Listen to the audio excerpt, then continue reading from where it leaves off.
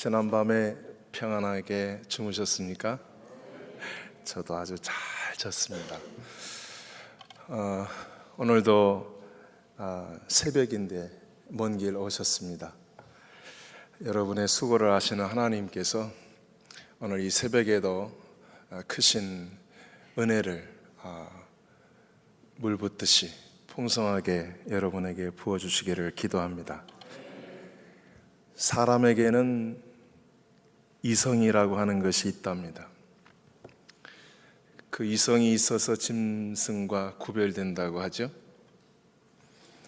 이성은 흔히 이치에 맞도록 논리적으로 혹은 합리적으로 생각하게 한답니다. 그래서 이성을 잃으면 옳고 그름을 판단하지 못하게 되고, 또 이성적으로 생각하고 또 합리적으로 행동을 하게 되면 지성인의 대접을 받지만, 이성을 잃은 행동을 하게 되면 정신 이상자 취급을 받고는 합니다. 저는 오늘 이성을 잃은 사람처럼 살아가는 이상한 사람들에 대해서 좀 말씀을 드리려고 합니다. 결론의 말씀을 먼저 드리면, 하나님의 사람은 이상한 사람들입니다. 그들은 이성적으로 살지 않습니다. 이성보다, 감성보다, 지성보다 더 높은 것을 추구하고 그걸 삶의 기준으로 삼습니다. 그게 바로 영성입니다. 하나님의 사람은 이성이 아니라 영성을 쫓아 살아가는 사람입니다. 그래서 이상한 일들을 행합니다. 오늘은 그런 좀 이상한 사람들 얘기 좀 나누겠습니다. 어느 날 필리핀으로 전화 하나가 걸려왔습니다. 30년 만에 통화가 된 서울신학대학 동기였습니다. 그런데 그 친구는 저를 처음부터 놀릴 작정을 하고, 나야, 대뜸 나야 하면 참 당황스럽잖아요. 30년 만에 걸려온 전화니까 목소리를 듣고도 누군지를 모르겠는 거예요. 대뜸 나야 하니까. 저 나가 누구세요? 더 짓궂게 말합니다. 나라니까? 근데 그 나가 누구시냐고요? 그렇게 그는 저를 당황시켰습니다. 그 전화가 오기 전에 제가 처했던 한 상황을 좀 먼저 말씀을 드리겠습니다. 필리핀에 선교사로 가서 첫 번째 교회를 건축했습니다. 그런데 하나님께서 그 교회 목회를 부흥시켜 주셔서 예배당이 비좁게 되었습니다. 마침 교회 뒤편에 넓은 집 한 채가 있어서 욕심을 내기 시작했어요. 기도했죠. 침 발랐죠. 하나님, 저 땅 주시면 교회를 이렇게 터서 뒤로 연장하면 큼직한 넓은 예배당에 나오겠습니다. 저 땅 주십시오. 그래서 기도 많이 하고 그 주인을 찾아가서 집 팔 생각 없으십니까? 한센인이었던 나 환자였던 그는 펄쩍 뜨면서 집 팔 생각이 조금도 없다고 잘라 말했습니다. 그런데 몇 달 후에 이 사람이 주일날 예배에 참석했는데 제 설교를 들으면서 계속 눈물을 흘리는 거예요. 예배를 마치고 그를 만났습니다. 그는 자기 집을 당장 저에게 사달라고 요청했습니다. 딸이 암에 걸려 수술을 해야 하는데 당장 병원비가 없다는 겁니다. 그런 한센촌에서 제가 지금 있는 탈라에는 나 환자가 16,000명이 살고 있습니다.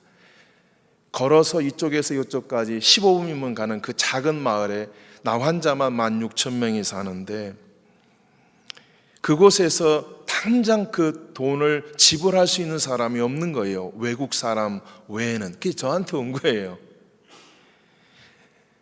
그렇게 안 팔겠다고 하는 사람이 갑자기 울면서 좀 빨리 좀 내 집을 사달라고 하는 요청을 받았을 때 하나님께서 내 기도를 응답하시고 어떤 일을 시작하셨구나 직감할 수 있어서 딸은 죽어간다는데 저는 속으로 얼마나 기뻤는지 모릅니다. 무조건 그 집을 사겠다고 했죠. 얼마냐고 그랬더니 한국 돈으로 계산하니까 그 당시에 1,000만 원 정도 되는 돈이 나왔어요. 주인은 이렇게 말합니다. 급하니까 3일 안에 그 돈을 좀 마련해 줄 수 있느냐고. 저에게 그 큰 돈이 당장 없었지만은 약속을 했습니다. 왜냐하면 주인의 마음이 바뀔까 봐, 혹 다른 사람한테 그 집을 팔까 봐 겁이 나가지고 염려가 돼가지고 돈은 없지만 당장 어떻게 해서 마련해서라도 3일 안에 그 돈을 주겠다고 약속했습니다. 그는 떠났습니다. 저는 하나님 앞에 이제 엎드려 기도할 수밖에 없습니다. 아버지 들으셨죠? 3일 안으로 1,000만 원 주셔야 됩니다. 그렇게 기도한 그 다음날 이 전화가 온 겁니다. 나라니까? 쩔쩔매는 저를 보고 이 친구가 깔깔깔깔 웃으면서 나 심천식이야, 심천식. 천식이? 야, 너 오래간만이다. 근데 어떻게 내 전화번호를 알았니? 너 이름이 원래 특이하잖아. 그래서 인터넷에 네 이름 쳐봤지. 네 정보가 쫙 뜨대. 선교회 웹사이트도 있고 거기에 보니까 필리핀 전화번호가 있어서 그런 거지. 아무튼 반갑다 천식아. 전남 장흥 제1교회를 담임하고 있는 심천식 목사. 그가 갑자기 30년 만에 저에게 전화를 건 이유를 설명합니다. 한가봐 내가 장흥에 내려와서 목회를 한 지도 벌써 20년이 넘었네. 그런데 장로님들이 내게 와서 하시는 말씀이 목사님 그동안 쉬지도 못하시고 달려오셨는데 저희 교회 재정이 아니라 저희 장로들이 좀 모았어요. 장로들의 돈입니다. 마음 편히 생각하시고 받아주시고 안식년도 못 가셨으니까 사모님하고 유럽 여행을 좀 다녀오세요. 그래 받으셨다는 거예요. 그 돈을. 새벽에 엎드려서 기도를 하면 할수록 내가 한 일이 뭐 있는데 내가 유럽까지 가나 하는 생각이 들더래요. 이걸 어디다 좀 귀한 데 쓰고 싶은데 여행 가는 대신에 근데 갑자기 양헌갑 제 이름이 생각이 나서 궁금해지더래요. 이 친구 이름이 왜 갑자기 생각이 나지? 그래 제 전화번호를 알아가지고 전화를 한 거예요. 그러면서 하는 얘기가 한가봐 너 혹시 돈 안 필요하니? 그러는 거예요. 야, 나 지금 돈 당장 필요해. 네, 그럴 줄 알았어. 구자번호 줘. 네, 당장 지금 송금할게. 고맙다 천씨가. 근데 얼마 보내려고 하는데 1,000만 원.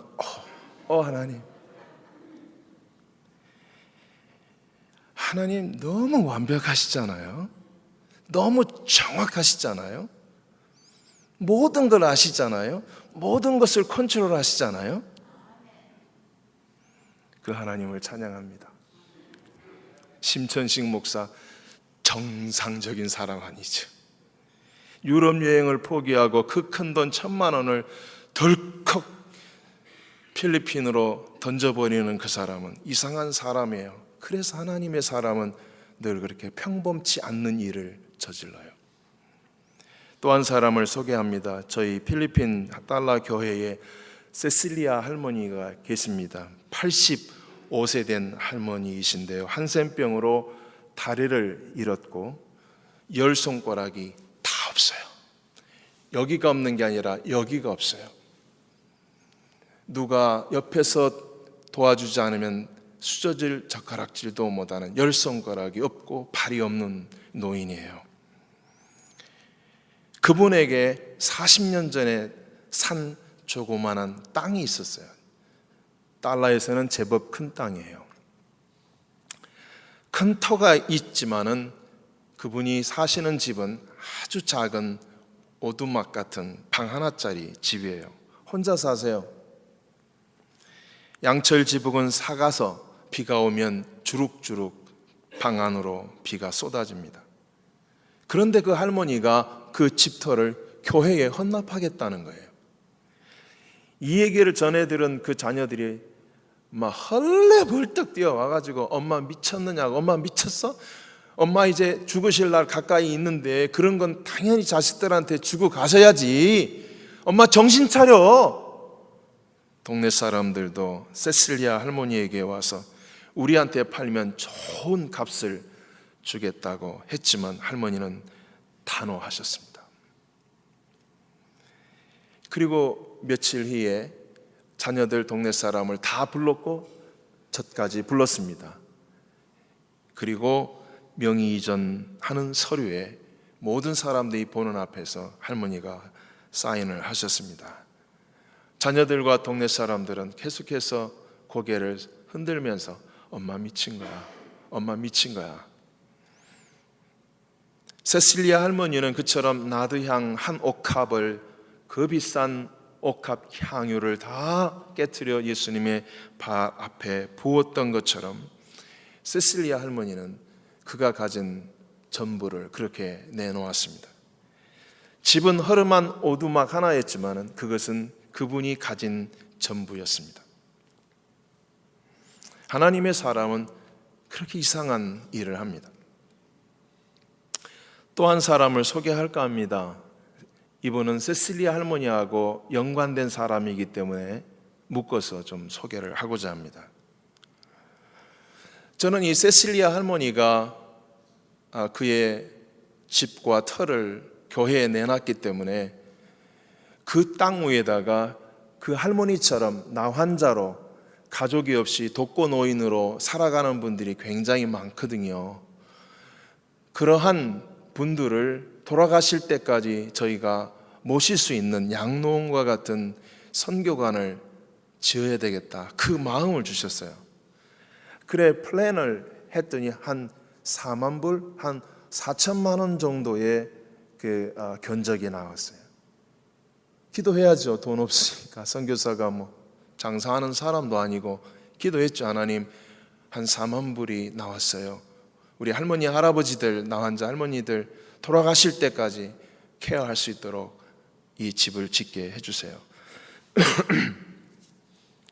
와, 기도가 얼마나 신속하게 응답이 되는지 한국에서 전화가 왔어요.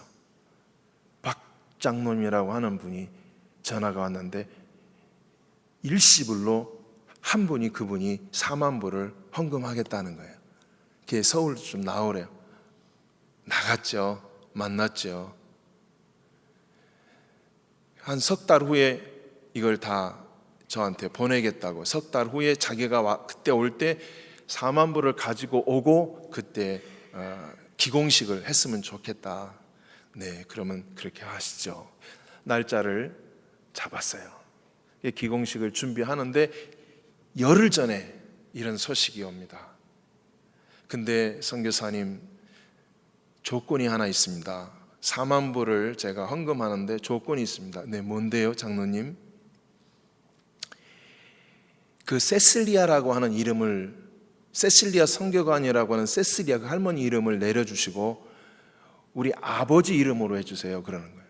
아버님이 돌아가셨는데 장로님이셨는데 아버지 박아무아무 장로님 메모리얼 그런 센터로 이름을 간판을 바꿔달래요. No, 안 됩니다. 그랬더니 전화를 끊었는데 일주일에 다시 전화가 옵니다. 돈이 올라갔어요. 5만 불로 올려주겠대요. 또 자기 형제들이 3형제인데 다 장로님인데 5년 동안 그 세실리아 운영비를 동생 장로들하고 다 합해서 5년 동안 책임을 지겠대요. 1만 불이 올라가고 5년 동안 걱정 없이 운영을 할 수 있는 자금이 생긴 거예요. 제가 더 기가 막혀서 장로님께 이렇게 말했어요. 장로님, 고마운데요, 선교지에는 내 이름을 남기는 일이 아니에요. 선교는 내 이름을 남기는 일이 아니라요, 한 알의 미라를 심는 일이에요. 저한테 연락하지 마세요. 딱 끊어버렸어요. 5만 불이 날아가 버렸어요. 돈이 하나도 없게 됐어요. 그러나 그 돈으로 짓고 싶지는 않았어요. 나 혼자 할머니의 이름을 내리고 그분의 아버지 이름을 붙일 수는 없었어요. 그분이 10만 불을 줘도 그건 허락할 수 없는 일이었어요. 그러던 차에 금난감리교회에서 부흥회를 인도하게 되었습니다. 교족만 약 10만 명이 모이는 교회, 부흥회도 수만 명이 모였습니다. 그 수만 명 성도들 가운데 한 분을 제가 오늘 소개해 드리려고 하는 겁니다. 임유애 권사님. 셋째 날 집회를 마치고 담임 목사실로 내려왔는데 김정민 목사님이 저에게 이렇게 말합니다. 목사님, 저희 교회 한 권사님이 집회를 마치고 어제 큰 돈을 들고 왔어요. 저에게. 그 돈을 양 목사님께 전달해 달라고 하는 겁니다. 내 깜짝 놀라서 무슨 돈입니까? 하나님이 양 목사님에게 주라고 합니다. 전달해 주세요. 걔네 그 권사님을 다시 돌려보냈습니다. 그런데 오늘 또 그 돈을 가지고 왔습니다. 이틀 동안 꿈에 예수님이 나타나서 그 돈을 양 목사에게 전달하라, 주라 말씀하셔서 그 예수님께 자기는 순종할 수밖에 없으니 그 돈을 양 목사님께 전달해 달라고 오늘도 그 돈을 가지고 왔습니다. 그래 내 목사님께 그 권사님 얘기를 드리는 겁니다. 제가 그 권사님을 어제 돌려보냈던 이유는 우리 교회에서 가장 가난한 분이 그분이시거든요. 그분이 그 돈을 낼 형편이 못 되시는 분 우리 모든 교인이 압니다. 그래요. 10년 동안 길거리를 다니면서 폐지를 주어서 모은 10년 동안 폐지를 두어서 먹지 않고 쓰지 않고 모은 그 전액을 가지고 오셔서 제가 받을 수가 없었던 것입니다. 그래 제가 오늘도 또 가져오셨기에 그러면 권사님 직접 양 목사님께 드리시겠습니까? 그래 네 저 밖에 지금 기다리라 했습니다. 권사님 들어오시라 할까요? 물론이죠 목사님. 그래 제가 임 권사님을 그렇게 만나게 되었습니다. 온 마음을 다해서 권사님을 축복해 드렸습니다. 그리고 제가 그렇게 얘기했습니다. 권사님 너무 고맙고 감사합니다.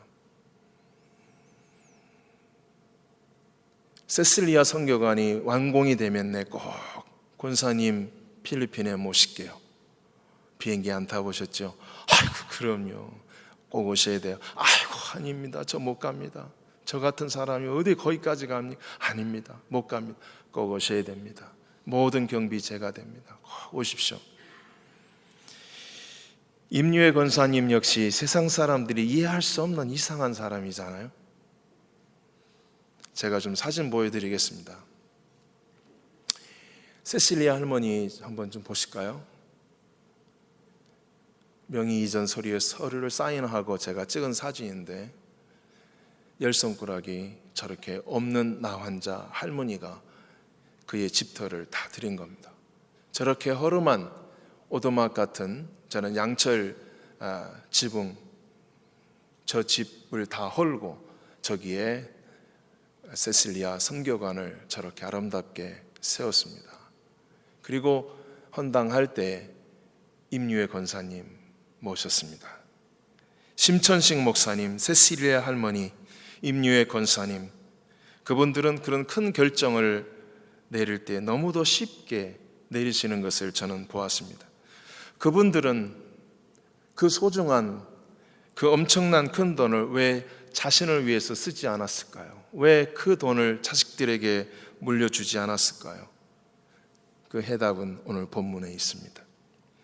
내가 생각건대 하나님이 사도인 우리를 죽이려고 작정한 자같이 끄트머리에 두셨으며 우리는 세계 곧 천사와 사람들에게 구경거리가 되었노라. 우리는 그리스도 때문에 어리석으나 너희는 그리스도 안에서 지혜롭고 우리는 약하나 너희는 강하고 너희는 존귀하나 우리는 비천하여 바로 이 시각까지 우리가 줄이고 목마르고 헐벗고 매맞고 정처 없고 수고하여 속친히 손으로 일을 하며 모욕을 당한 즉 축복하고 박해를 받은 즉 참고 비방을 받은 즉 권면하니 우리가 지금까지 세상의 더러운 것과 만물의 찌꺼기같이 되었도다. 사도 바울이 사용했던 이 단어들을 집중해 보실까요? 끄트머리, 구경거리, 어리석음, 약함, 비천함, 굶주림, 매맞음, 모욕, 박해, 비방, 찌꺼기 등등. 예수를 믿으면 모든 일이 잘 되고 예수를 믿으면 무엇을 하든지 다 축복받기를 원하는 게 우리의 마음이고 기도 제목인데, 반대로 예수를 믿으면 굶주리고 헐벗고 매맞고 모욕을 당하고 비방을 당하고 쓰레기처럼 버려져 사회 끄트머리에 던져진 찌꺼기처럼 된다면 누가 그 예수를 믿겠습니까? 그런데 하나님의 사람은 굶어도 웃고 헐벗어도 찬송하고 쓰레기처럼 취급을 받아도 감사한다고 바울은 얘기하고 있습니다. 이상하잖아요? 이게 어떻게 이성적으로 합리적으로 이해가 되고 그럴 수 있지, 할 수 있어요? 안 돼요. 이것이 이성과 영성의 차이입니다. 사도행전 26장에 보면 바울을 심문했던 베스도 총독은 매우 이성적인 사람이었기 때문에 바울의 이야기를 듣고 그는 바울에게 이렇게 말합니다. 내가 미쳤구나. 과연 사도 바울은 정신 이상자였을까요? 미쳤을까요? 우리는 여기에서 하나님의 사람들이 왜 그처럼 이상한 행동을 하게 되는지 그 동기, 그 이유를 우리는 이렇게 추측해 볼 수 있습니다. 사도 바울은 셋째 하늘을 갔다 온 사람이에요. 어디죠? 천국이에요. 갔다 왔대요. 그렇게 고백하고 있어요. 내가 셋째 하늘을 갔다 왔다고요. 하나님 나라를 갔다 왔어요. 하나님의 나라를 미리 보고 왔어요. 천국을 보고 천국을 갔다 온 사도 바울이 이 땅에 다시 내려와 이 세상을 바라볼 때 어떤 관점에서 이 세상을 보았을까요? 이 세상에 있는 그 어떤 소중하고 귀하고 보배로운 것도 천국에 있는 것과 비교할 수 있을까요? 바꿀 수 있을까요? Absolutely not. Impossible. 천국에 있는 것을 바꿔요? 그래서 바울은 이런 고백을 하는 겁니다. 내 가진 모든 것을 배설물로 버렸노라. 할렐루야. 왜요? 갔다 왔기 때문에, 보았기 때문에.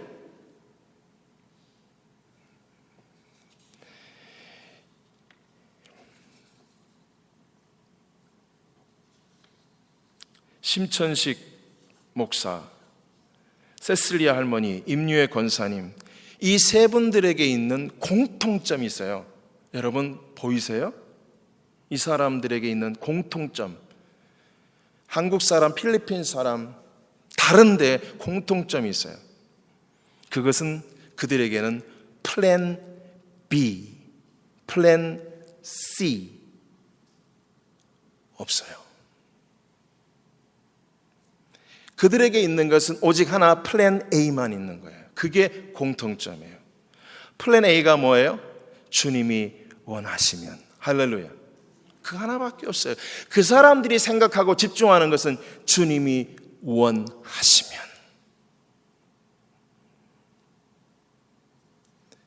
그 생각 하나만 있었기에, 그 믿음 하나만 있었기에, 그 플랜 하나만 있었기에 그들은 아낌없이 유럽 여행 경비를 전부, 플랜 B가 있었으면 잘라놓거든요.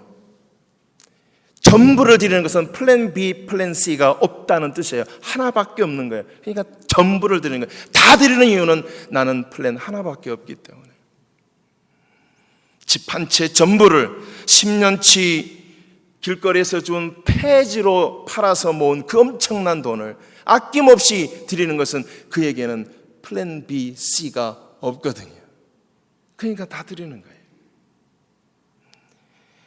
그들의 드림으로 그들은 경제적으로 가난한 사람들이 되었습니다마는 천국에는 그들의 상급과 그들의 면류관을 미리 예비해 놓았으니 경제적으로 가난해졌지만 감히 제가 말씀드릴 수 있는 것은 그들은 믿음의 부요한 자가 되었던 것이죠. 하나님은 많은 것을 가진 사람을 들어서 사용하시는 것이 아니라 전부를 드린 그 종들을 통해서 일하십니다. 누가 더 지혜롭습니까? 사랑하는 유니온 가족 여러분, 하나님의 사람은 주머니에 플랜 B, 플랜 C를 넣고 만지작거리는 사람이 아닙니다. 이번에 이걸 한번 써봐.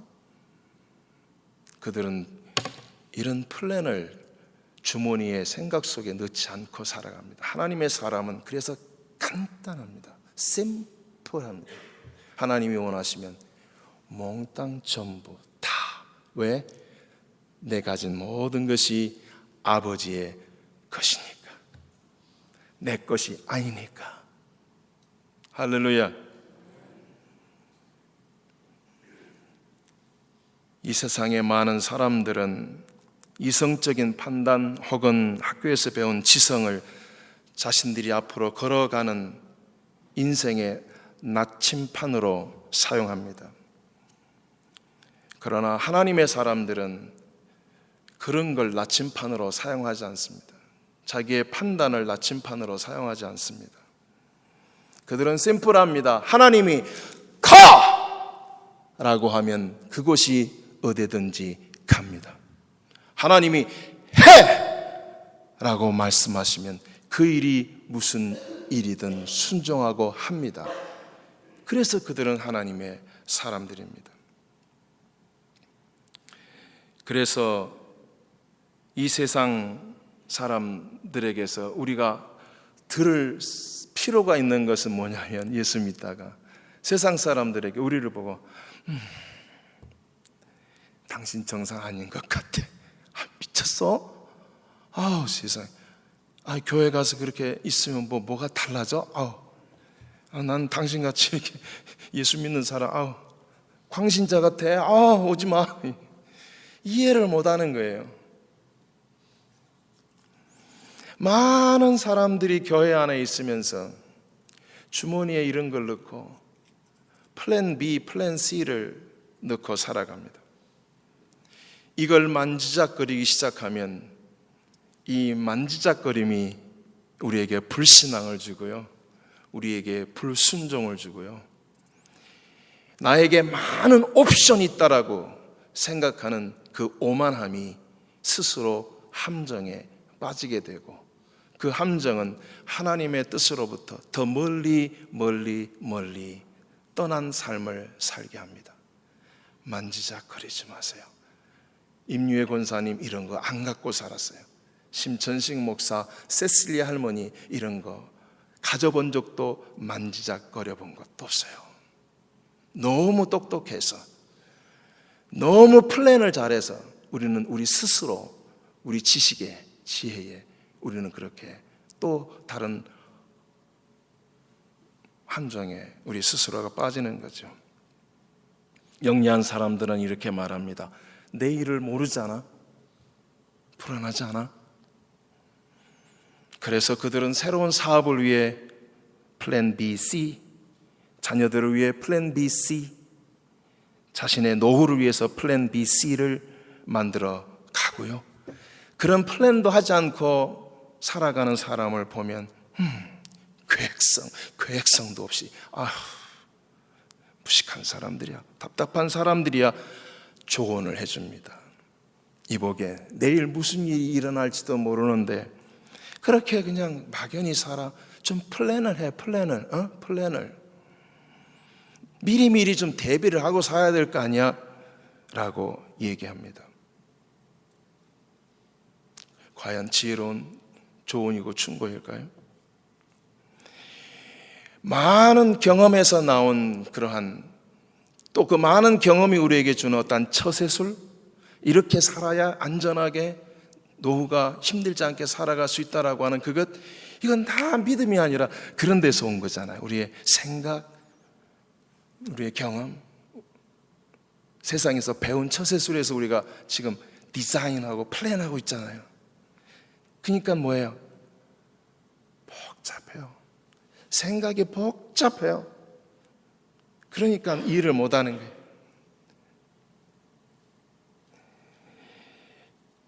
지난 6월 14일 금요 집회 때 김신일 목사님은 믿음의 사람 갈렙이라고 하는 제목으로 설교하셨어요. 저도 들었어요. 동영상으로 끝까지 들었어요. 목사님이 그런 결론을 내리셨어요. 80이 넘었던 노인 갈렙. 그런 육체적으로는 힘없는 노인이었지만은 믿음에 있어서는 청년보다 더 힘찼고 넘쳤고, 결국 그는 헤브론 산지를 청년 용사처럼 싸워 쟁취했다고 설교하시더라고요. 80대 허리가 구부러진 이 갈렙에게 주어졌던 그 힘, 용기, 용맹, 어디에서 나왔을까요? 플랜 A, 하나밖에 없는 것, 거기에서 나온 거예요. 40년 전에 가나안을 정탐했을 때 갈렙은 헤브론 산지를 보았거든요. 그때쯤 했던 거거든요. 내 이 땅을 정복하여 차지하리라. 40년 전에 찍어놓은 그거, 그게 플랜 A예요. 세월이 10년, 20년, 30년, 40년, 아니 50년, 60년, 70년이 지나도 갈렙에게는 오직 플랜 A 하나밖에 없었어요. 헤브론 산지. 하나님, 저 높은 산지를 내게 주십시오. 저것을 못 갖게 된다면 다른 데라도 주세요. 플랜 B, C를 요구한 적이 갈렙은 단 한 번도 없어요. 오직 하나, 플랜 A. 그 열정이 그 땅의 주인이 되게 했고, 그 믿음이 그 땅에 여호와 니스의 깃발을 꽂게 했던 거죠. 여러분, 많은 사람이 기도가 약해지고 많은 사람이 믿음이 약해지는 이유가 뭔지 아십니까? 이것 때문입니다. 플랜을 놓고 계속 만지작거리니까 이리 가봐, 이번에는 나에게 옵션이 많은데, 아니죠. 여러분이 선택하는 게 아니에요. 이거 버리고 아버지께서 인도해 주시는 대로, 할렐루야, 한 분만 보고 가는 거. 그래, 이 사람들은요, 눈이 하나밖에 없는 거예요. 앞에, 옆에 있는 것도 다 잘라내고 가는 거예요. 다시 염려 안 주려고. 결론의 말씀을 여기서 드리려고 합니다. 여러분, 하나님의 사람은 심플해요. 복잡하잖아요. 그래서 엄청난 결단을 해요. 그래서 그들을 보면 사람들은 이해를 못해요. 근데 하나님은 아세요. 그 사람들을 주목하세요. 너는 내 것이라. 할렐루야. 그들을 통해서 일합니다. 죄송한 얘기지만 그 장로님 부자였어요. 거저 4만 불, 5만 불을 일회로 탁 내놓더라도 그 뒤에 그분의 통장에는 수십만 불이 있기 때문에 전부가 아니었던 거예요. 일부를. 하나님은 전부를 드린 가난한 과부의 그 돈을, 그 노인의 돈을 기뻐하시고 받으셨던 거죠. 여러분, 우리는 하나님의 것입니다. 믿습니까? 내 시간도, 내 재물도, 내 생명도, 내 남은 삶도 다 그분의 것입니다. 전부를 드리십시오. 여러분의 내일은 달라질 수 있습니다. Your tomorrow will be different. 기도하십니다.